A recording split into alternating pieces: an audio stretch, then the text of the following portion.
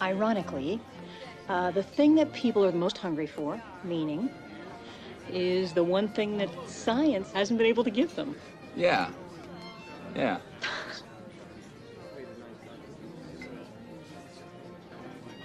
Come on, it's like you're saying that science killed God.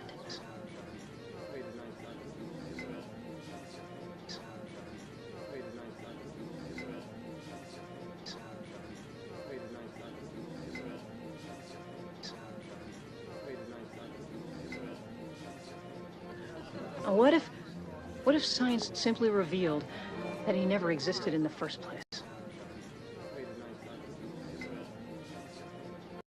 I think we're gonna need to get some air. What? And a few more of these. Thank you. You're welcome. Whew.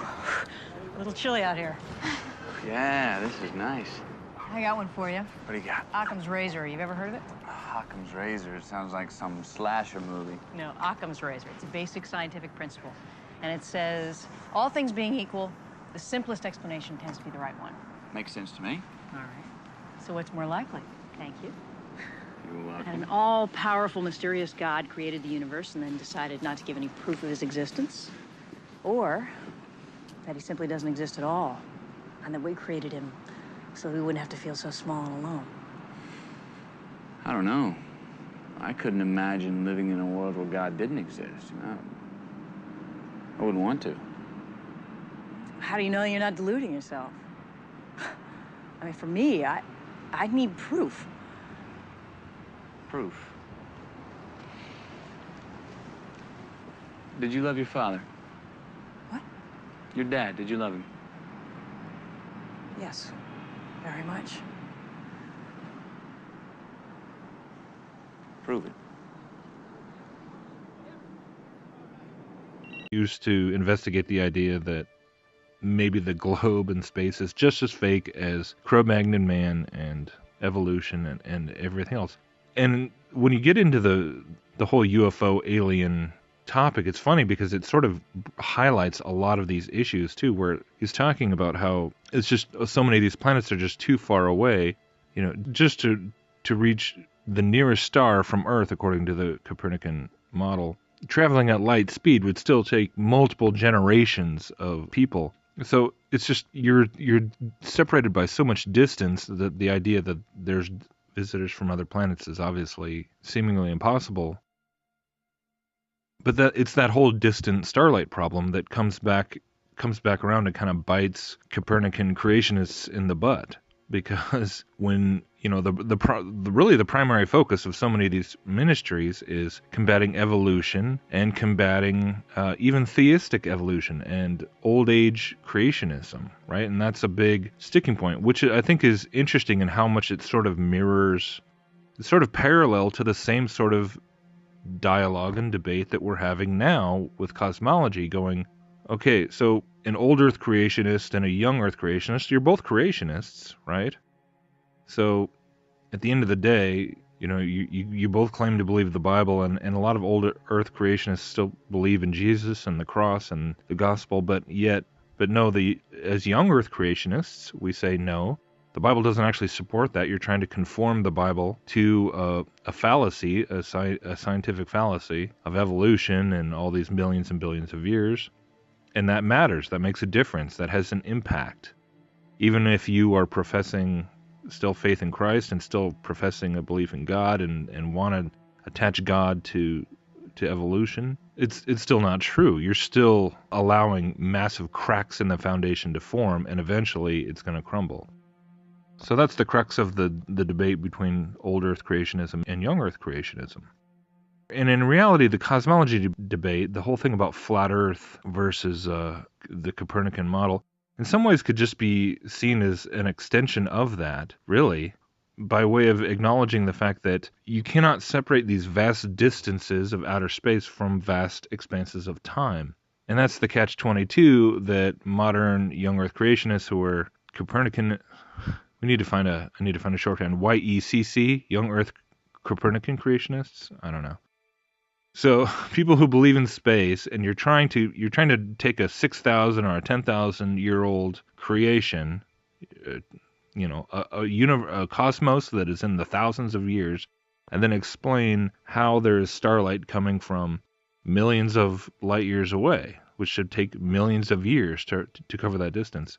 And so, of course, you have all these kind of convoluted arguments about God creating starlight in transit or whatever, or changing the laws of physics at the beginning when he was creating in the creation week and all sorts of things. But at the end of the day, you have to come up with something to tweak it so that to get around the fact that, like, if everything just worked the way you say it worked, then those millions of years really exist. You have the expanses of time and the expanses of distance are inseparable, right? So you have to separate them somehow. You have to break that, law of physics that they believe in, which is the speed of light and all of that.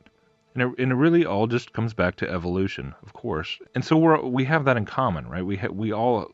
We agree with creation.com and with Gary Bates on probably more than we disagree. And that I think is what sometimes gets frustrating with all the debate over flat earth and cosmology, is that sometimes all we can do is you just see people throwing stones at each other and just getting very angry. And I feel it too. When in many of his talks, he talks about how he was such a Apollo fan, and he got to go to Kennedy Space Center, and it was like just this amazing experience. And it's just like, they're still dazzled by the NASA propaganda and all that. And it's hard to listen to that. I get it.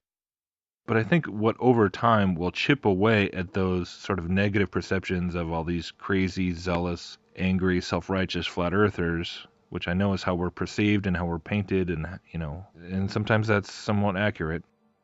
Okay, but if in the long run, if those of us who are embracing like true biblical literalism and going back to Genesis and affirming that yes, it matters what it says about not just 6 literal days, but that the sun, moon, and stars are in the firmament and that there is water above the firmament, and we just take it literally in every conceivable way, that this matters, and it matters because of the way it shapes our theology and the way it shapes our understanding of the world that we live in now, including things like the UFO deception and how that is part of the broader, greater deception, the spiritual deception, which is the Mystery Babylon religion, like Carolyn Hamlet was saying there at the beginning. I don't know how many years ago she made that quote, but it was a great quote. And how the UFOs, they get people into the paranormal and into the metaphysics, right? And how physics is going to be used to get people into metaphysics. And we see that happening like all over the place. And people embracing one form or another of this quantum spirituality.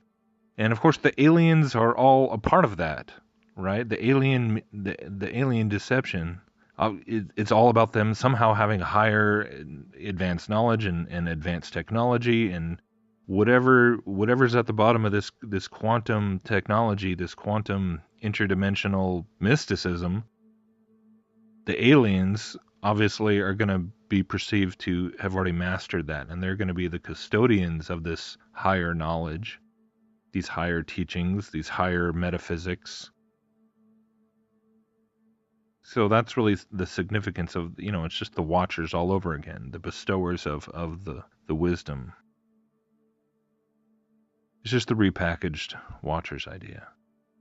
But that's why outer space is a key component of that rebranding of the watchers in their advanced knowledge, right? Because now, before they were angels or they were gods who came out of the sky. So it's just now they're gods who come from, a planet far, far away. So that's my little rant about creationism and UFOs and cosmology. To wrap it up, though, I want to just play this video that somebody sent me a link to. This is somebody put this together from a presentation by this atheist called Frank Zindler, and this was from 1993.